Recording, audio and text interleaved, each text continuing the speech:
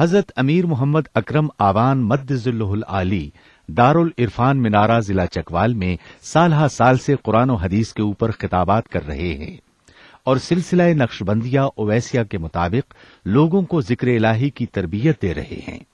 وہ قرآن پاک کی تفسیر ترتیب وار بیان کر رہے ہیں۔ تفسیر قرآن کو وہ موجودہ ملکی اور بین الاقوامی حالات کے مطابق بیان کرتے ہیں۔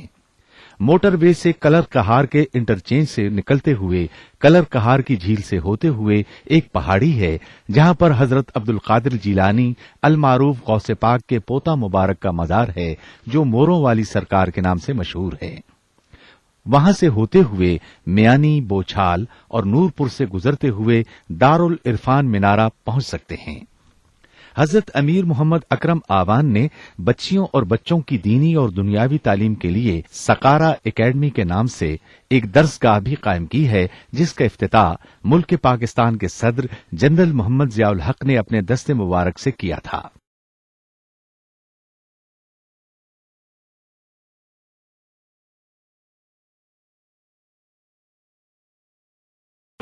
الحمد للہ رب العالمین والصلاة والسلام علی حبیبہ محمد وآلہ واصحابہ اجمعین۔ اعوذ باللہ من الشیطان الرجیم، بسم اللہ الرحمن الرحیم۔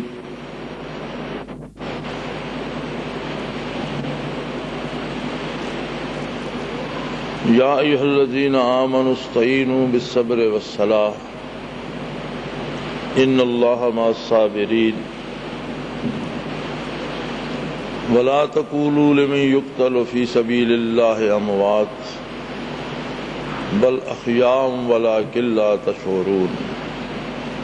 اللهم سبحانك لا علم لنا الا ما علمتنا انك انت العليم الحكيم۔ مولاي صل وسلم دائما ابدا على حبيبك من زانت به الاسر۔ رب جلیل کا ارشاد گرامی ہے اہل ایمان کے لیے کہ مومنین کے پاس دو قوتیں ہیں اور انہیں چاہیے کہ ان دونوں قوتوں سے مدد حاصل کریں، ان دونوں قوتوں کو استعمال میں لائیں، ان دونوں قوتوں کو اپنا مقصد حاصل کرنے کے لیے سبب اور ذریعہ بنائیں۔ کون سی دو قوتیں ہیں؟ اس میں درجہ بندی کی ہے رب کریم نے۔ یا ایھا الذین آمنوا استعینوا بالصبر، پہلی طاقت ہے ظلم کے خلاف جہد مسلسل۔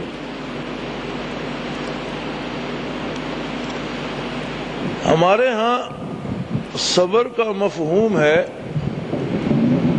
ظلم سہنا اور چپ رہنا۔ جو معنی آج ہم نے گھڑ لیا ہے وہ یہ ہے کہ کسی سے زیادتی ہو جائے اور وہ خاموش رہے، کسی کا حق چھن جائے اور وہ خاموش رہے، اس کا نقصان ہو جائے اور وہ آنسو بھی نہ بہائے تو کہتے ہیں یہ صبر ہے۔ یہ صبر نہیں، یہ تو ایک مجبوری ہے۔ صبر کا مفہوم عربی زبان میں جب وہ بتانا چاہتے ہیں تو اہل لغت لکھتے ہیں کہ جس طرح آپ بھاگتے ہوئے گھوڑے کی باگ کھینچ کر روک لیتے ہیں، اس طرح سے اپنے اشتعال کو کنٹرول کرنا صبر کہلاتا ہے۔ یعنی بے تحاشا نہ چڑھ دوڑے کسی پر، بے تکا شور نہ کرے، بغیر کسی معقول سلیقے اور طریقے اور منصوبہ بندی کے ویسے ہی لٹھ لے کر نہ دوڑ پڑے، اسے صبر کہتے ہیں۔ یا پھر گناہ کا موقع ہو، گناہ کرنے کی طاقت ہو، گناہ کا موقع نصیب ہو تو اپنے نفس کو گناہ کرنے سے روک لے۔ کچھ نہ کر سکنا صبر نہیں کہلاتا کہ آدمی کاری کچھ نہ سکے یا چھوڑ چھاڑ کر بیٹھ جائے تو وہ صبر نہیں کہلاتا، بلکہ صبر ایک طاقت ہے، ایک قوت ہے۔ اللہ کریم فرماتے ہیں صبر سے مدد حاصل کرو، صبر کو ذریعہ بناؤ، صبر ہے استقامت علی الدین، جب دین پہ قائم رہنا مشکل ہو ان مشکلات کو برداشت کرے اور دین کو نہ چھوڑے۔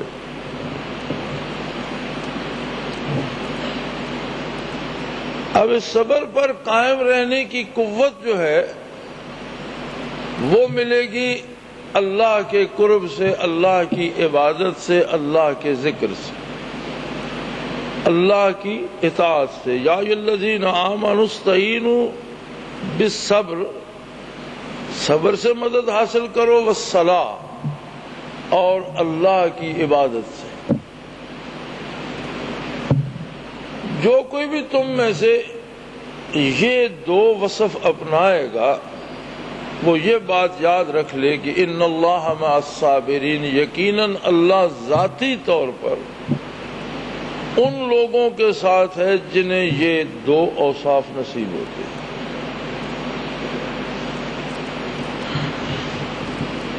ظاہر ہے عبادات میں تو تبدیلی نہیں آئے گی،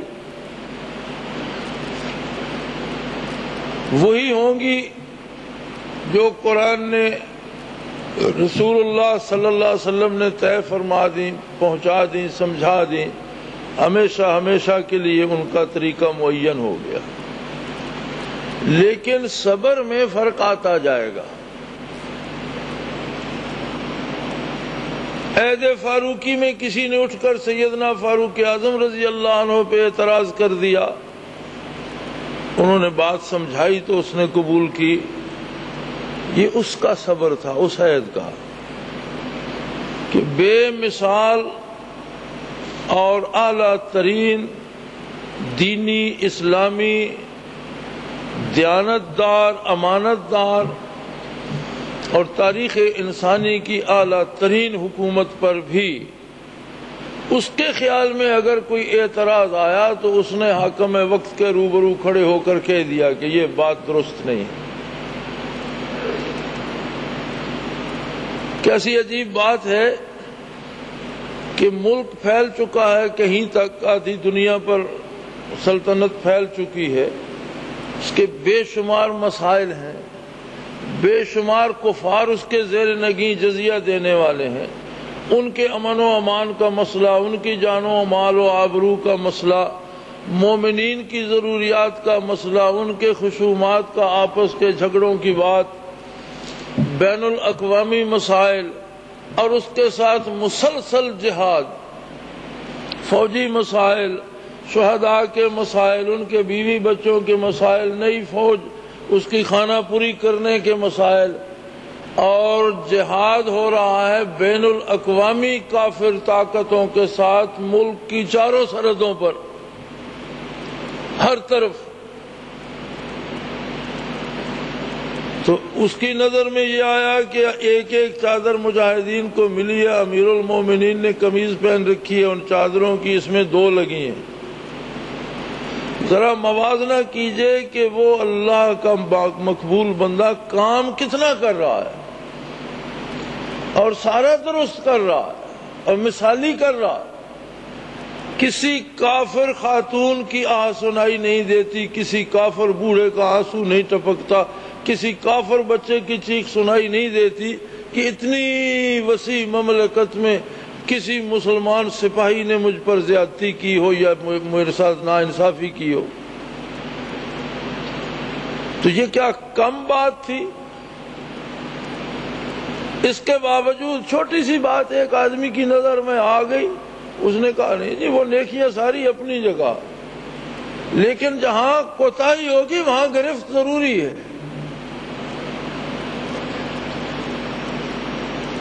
تو اسے جب کھلے دل سے سنا سیدنا فاروق اعظم رضی اللہ عنہ نے، اور اس آدمی کو جب جواب ملا کہ یہ تو باپ بیٹے دو کی چادریں مل کر، اس نے کہا ہاں اب ارشاد فرمائیے، اب آپ کے ارشادات سنیں گے۔ یہ اس کا صبر تھا۔ ہمارے ہاں وہ اگلے دن بھی وہ ایک آدمی شکایت کر رہا تھا، وہ جی فلاں تو نیک آدمی ہے اور اس نے ایسا کیوں کیا؟ میں نے کہا تم بھول جاتے ہو، جب تم نیک آدمی کہتے ہو تو سارا زور کلام صرف نیک پر ہوتا ہے، یہ بھول جاتے ہو کہ آدمی بھی ہے۔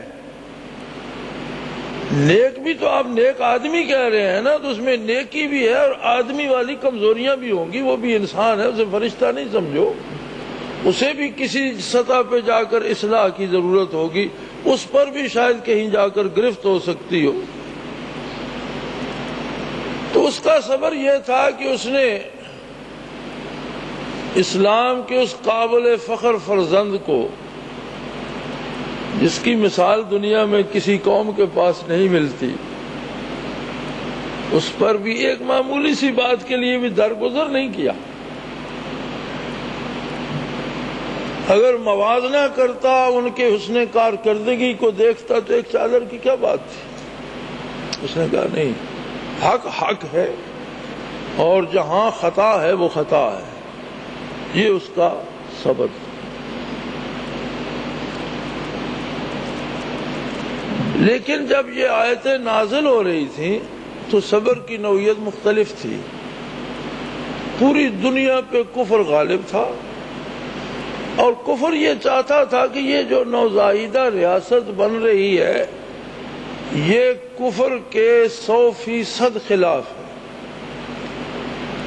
اس کا باقی رہنا کفر کے لیے فنا ہے۔ تو دنیا بھر کا کفر امڑ آیا کہ یہ چھوٹی سی جو ریاست مدینہ ہے اسے تباہ کر دیا جائے۔ اللہ کریم نے فرمایا صبر کرو۔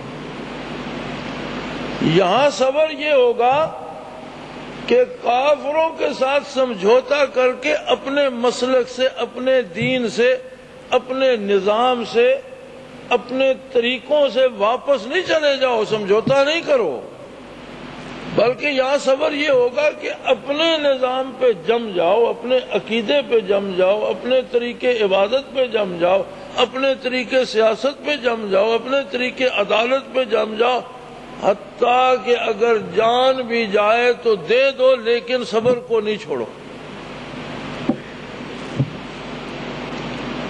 یہاں صبر یہ ہوگا کہ پورا بین الاقوامی دباؤ برداشت کر کے ترویج اسلام کے لیے کمر بستہ رہو، نہ صرف اس پر ڈٹے رہو بلکہ اس کی ترویج کے لیے، ظلم کو مٹانے کے لیے اور نوع انسانی کو انصاف دلانے کے لیے قدم آگے بڑھاتے رہو۔ اگر معنی یہ نہ کیا جائے تو پھر ساتھ یہ کیوں ارشاد فرمایا جا رہا ہے وَلَا تَقُولُوا لِمَن يُقْتَلُ فِي سَبِيلِ اللَّهِ أَمْوَاتٌ، کہ یہ صبر کا وہ انداز ہے جس میں جانیں جائیں گی، گلے کٹیں گے، خون بہے گا۔ یہ خاموشی والا صبر نہیں ہے، یہ صبر کا دوسرا انداز ہے کہ اس میں جانیں جائیں گی، گردنیں کٹیں گی، خون بہے گا، لیکن جو بھی اس راہ میں مارا جائے، قتل ہو جائے، اس کے پرخچے اڑ جائیں، اسے مردہ مت کہو، بل احیاء، حقیقتاً حقیقی زندگی اس نے پالی، وہ زندہ ہے۔ اب ایک آدمی کا جسم کئی ٹکڑوں میں کٹ گیا، خون بہہ گیا، کفن دیا گیا، جنازہ پڑا گیا، دفن کر دیا گیا، اللہ فرماتا ہے یہ سب کرنے کے بعد یہ مت سمجھو کہ وہ مر گیا، وہ زندہ ہے۔ یا اللہ ہماری عقل میں تو نہیں آتا کیسے زندہ ہے؟ فرمایا تمہاری عقل میں اتنی وسعت ہی نہیں کہ اس کا تصور کر سکے، تم اپنی عقل سے نہیں مانو، میرے بتانے پہ اعتبار کرو۔ بل احیاء ولکن لا تشعرون، تمہارا فکر، تمہاری فکر، تمہارا شعور اتنا وسیع نہیں ہے کہ سمجھ سکے یہ اس نے حقیقتاً موت کو شکست دے دی، موت سے ہارا نہیں، موت اس سے ہار گئی۔ تو یہاں صبر کا مفہوم جہاد ہوگا اس حال میں جب کفر کی طاقت بہت ہے، مسلمانوں کی مادی طاقت تھوڑی ہے، مادی وسائل کم ہیں اور افرادی قوت کم ہے، وسائل تھوڑے ہیں، لیکن اللہ کے بھروسے پہ وہ ظلم کے خلاف میدان کارزار میں، میدان عمل میں ڈٹ گئے، تو اس سے صبر کہا گیا۔ لیکن صبر کے ساتھ اس نے صلاۃ کی قید لگا دی کہ یہ صبر تب ہی نصیب ہوگا جب کسی کے دل میں وہ کیفیات آئیں گی جو اللہ کو دیکھنے کی کیفیت پیدا کر دیتی. نبی علیہ الصلوۃ والسلام نے فرمایا کہ عبادت یہ ہے ان تعبد اللہ کأنک تراہ. عبادت یہ ہے کہ جب تو عبادت کے لیے کھڑا ہو تو تیری کیفیت یہ ہو جیسے تو اللہ کو روبرو دیکھ رہا ہے. فَإِن لَّمْ تَكُن تَرَاهُ فَإِنَّهُ يَرَاكَ. اگر اتنی ہمت نہ ہو تو کم تر درجہ یہ ہے کہ یہ یقین کامل ہو کہ میرا رب مجھے دیکھ رہا ہے، اللہ تو مجھے دیکھ رہا ہے. اب یہ اس دنیا میں کھلی آنکھوں سے اللہ کو دیکھنے کا کوئی تصور نہیں ہے، کیونکہ قرآن نے طے کر دیا لا تدرکہ الابصار، انسانی نگاہ اسے نہیں دیکھ سکتی. رؤیت باری جو نبی علیہ الصلوۃ والسلام کی ذات ستودہ صفات کے بارے آتی ہے کہ معراج کو رؤیت باری ہوئی یا نہ ہوئی، علماء کی دو آراء ہیں، لیکن جو اس حق میں ہے کہ رؤیت باری ہوئی وہ بھی یہ فرماتے ہیں کہ معراج اس زمین پر نہیں تھا. زمین پر رہتے ہوئے انسان کی مادی آنکھ کے لیے دیکھنا ممکن نہیں، قرآن نے منع کر دیا کہ اس میں طاقت نہیں ہے. قرآن نے بتا دیا معراج زمین پر نہیں تھا، معراج تو آسمانوں سے بہت اوپر تھا اور وہاں کے احکام مختلف ہیں، زمین کے احکام لاگو نہیں ہوتے. لہذا معراج کو جو رؤیت باری ہوئی اس پر اس آیہ کریمہ کا اطلاق نہیں ہوتا.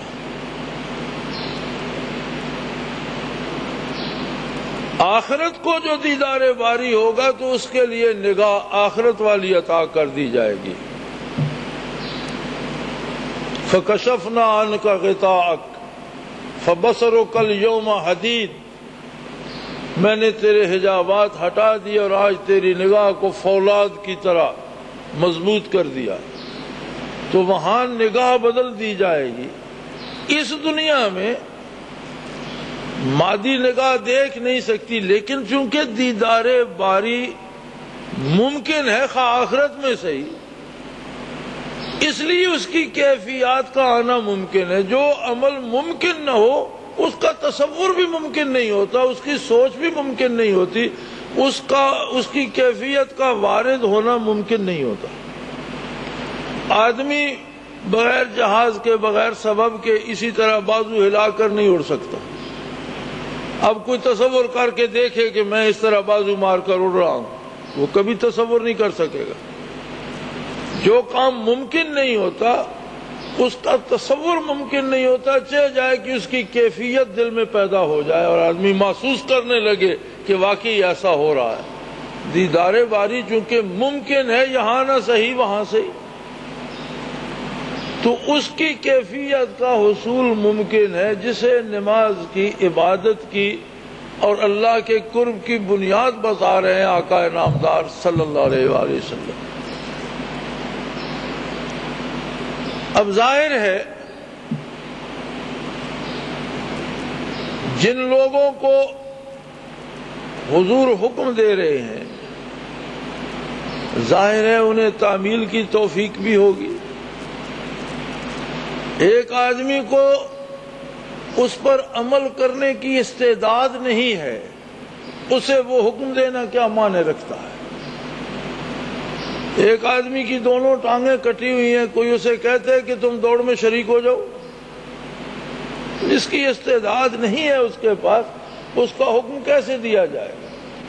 اس کا مطلب ہے صحابہ کبار میں یہ استعداد تھی کہ وہ نماز کے لیے یا عبادت کے لیے کھڑے ہوں تو محسوس کر رہے ہوں کہ اللہ روبرو ہے.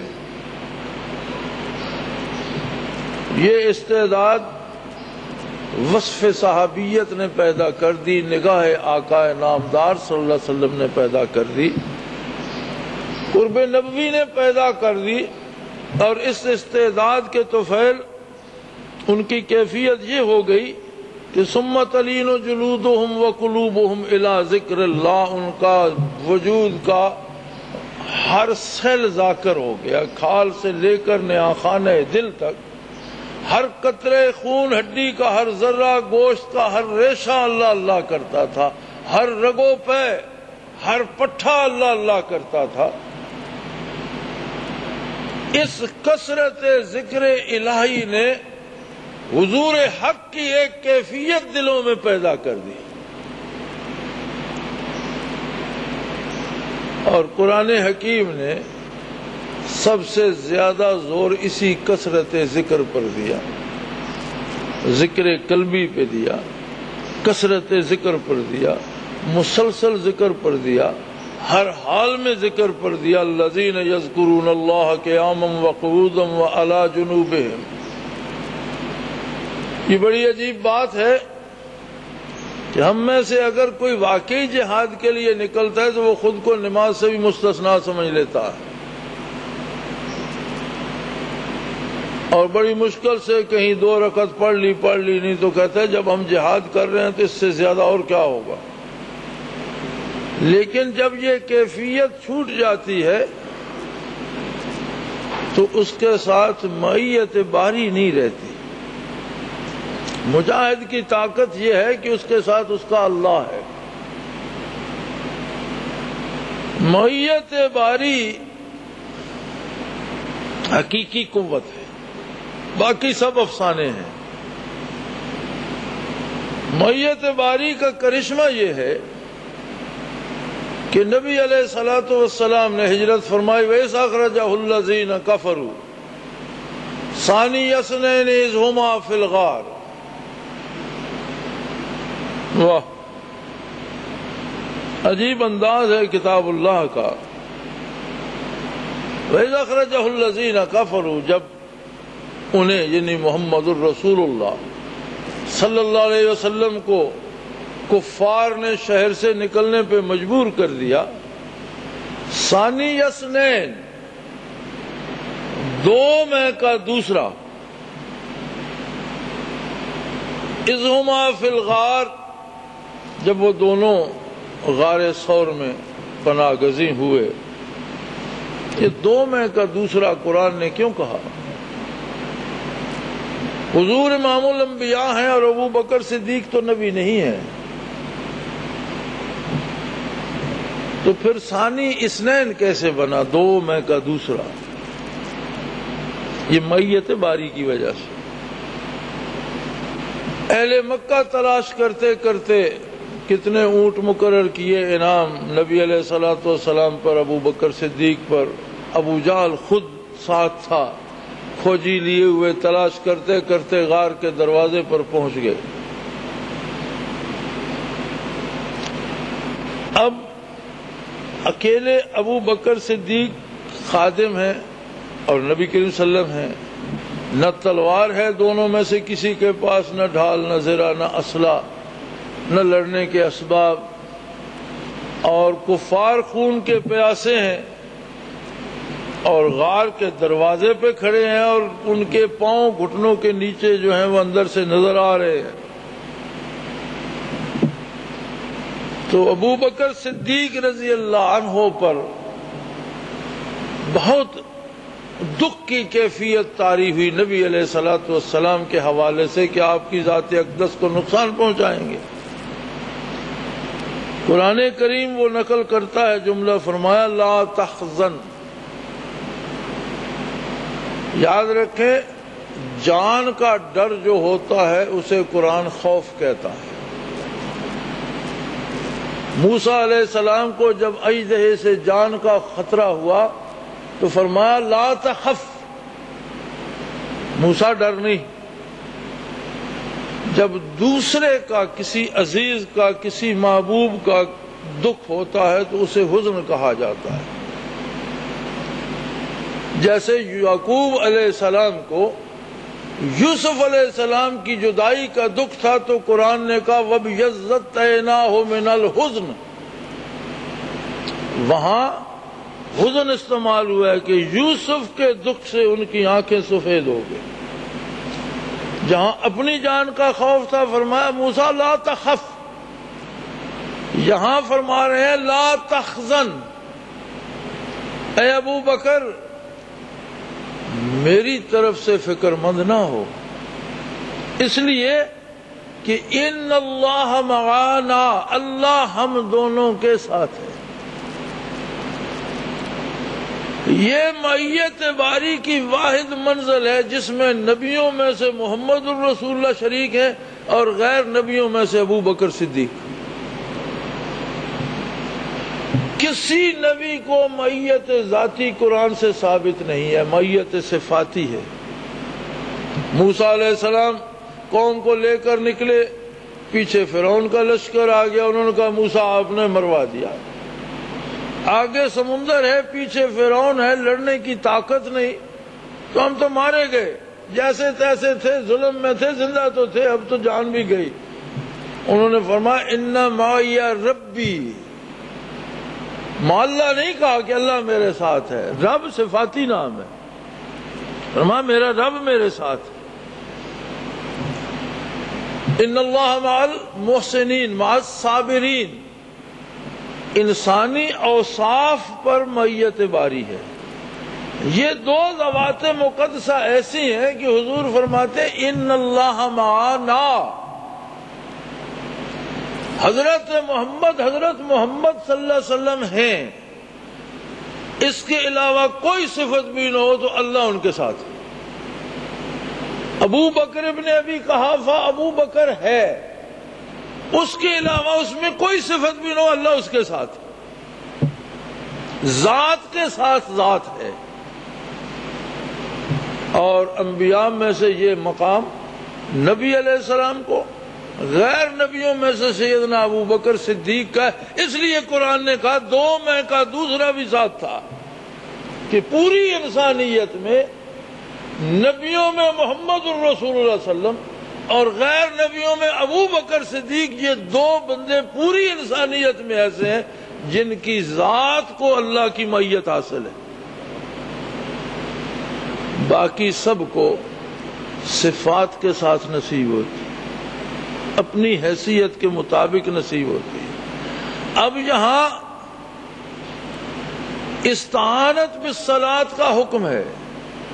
اللہ کی عبادت سے، اللہ کے ذکر سے، اللہ کی یاد سے، اللہ کے سجدوں سے، اللہ کے کلام کی تلاوت سے، یہ سب صلاۃ میں آ جائے گا.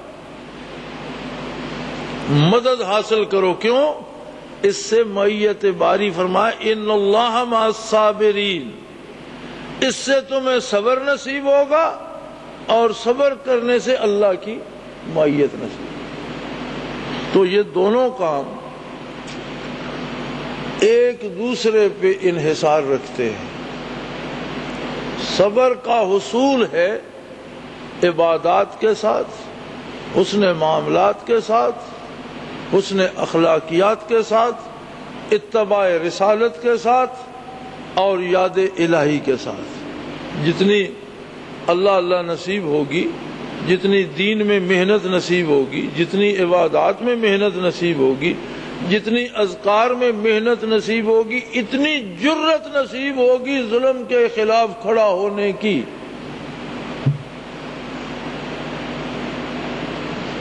اب یہ بات بھی خوب اچھی طرح سے نشین فرما لیجئے کہ جہاد فساد نہیں ہوتا.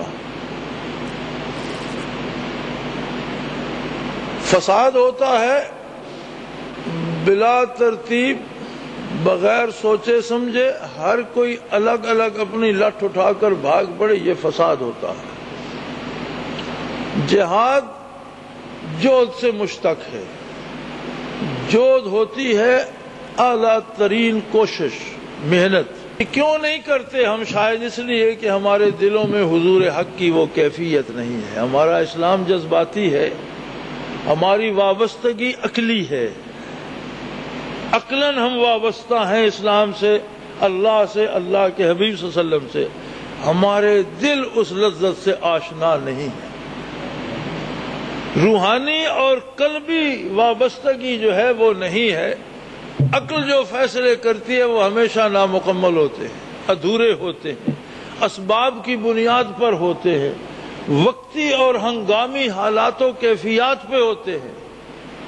کسی بات سے خفا ہو کر قتل کا حکم دے دیتی ہے، کسی بات پہ راضی ہو کر معاف کر دیتی ہے۔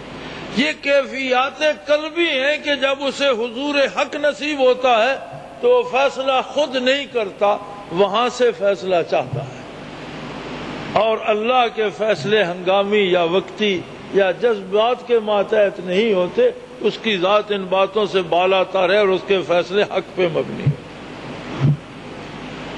تو اب وقت آ گیا ہے کہ صبر کا راستہ اختیار کیا جائے، اور اس کی بنیاد ہے آپ کی اس کیفیت پر جو آپ کے قلوب کو حضور حق کی نصیب ہوگی۔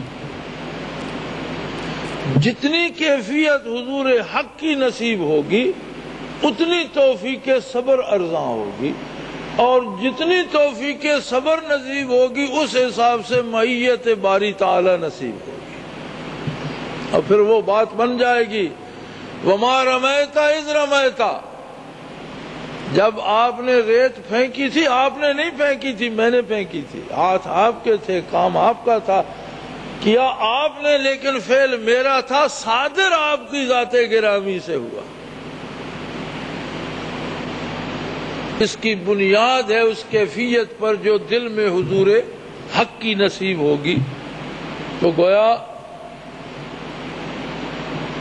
اللہ اللہ کیجئے اور اتنی کثرت سے کیجئے کہ آپ یہ کہہ سکیں کہ میں اپنی حیثیت سے زیادہ کر رہا ہوں۔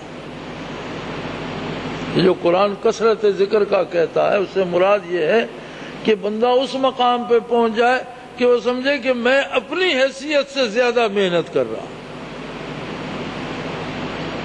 اس سے جو حضور حق نصیب ہوگا، ایک جذبہ و ولولہ نصیب ہوگا، اس کو ایک قومی دھارے میں ڈھالیے جہاں دانش و بینش کے ساتھ دیکھ کر سوجھ بوجھ کے ساتھ فیصلے ہوں۔ تو اس کا راستہ ذکر الہی کا راستہ ہے۔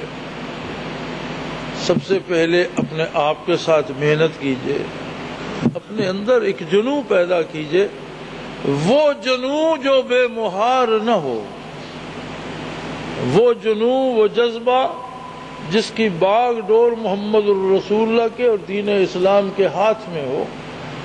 جو زندہ رہیں گے وہ اللہ کے وہ بندے ہوں گے جنہیں آگ سے رہائی مل چکی ہوگی۔ اللہ کریم ہمیں اس کا شعور بخشے، توفیق دے اور ہمیں قبول فرمائے۔ فرمائے وآخر دعوانا ان الحمدللہ۔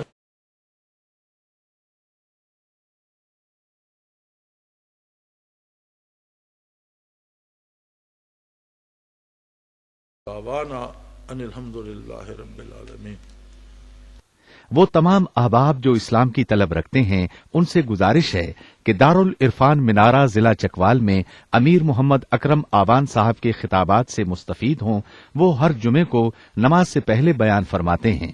ہر ماہ کی پہلی اتوار کو ماہانہ اجتماع ہوتا ہے جس میں آپ خصوصی خطاب فرماتے ہیں، اور پاکستان کے چاروں صوبوں سے احباب اس اجتماع میں شرکت کرتے ہیں۔ اس کے علاوہ یہاں سال میں 2 مرکزی اجتماعات بھی ہوتے ہیں، ایک رمضان المبارک میں اعتکاف کا اجتماع اور دوسرا جولائی اور اگست میں 40 دن کا اجتماع ہوتا ہے جس میں روحانی تربیت کی جاتی ہے۔ لا الہ کی تیغ کاٹے گی اندھیرے کا گجر، گنبد خضرا سے روشن ہوگی پھر اپنی سحر، اپنا خون سیماب دے کر اتنا ہم کر جائیں گے، نام آقا کا چمن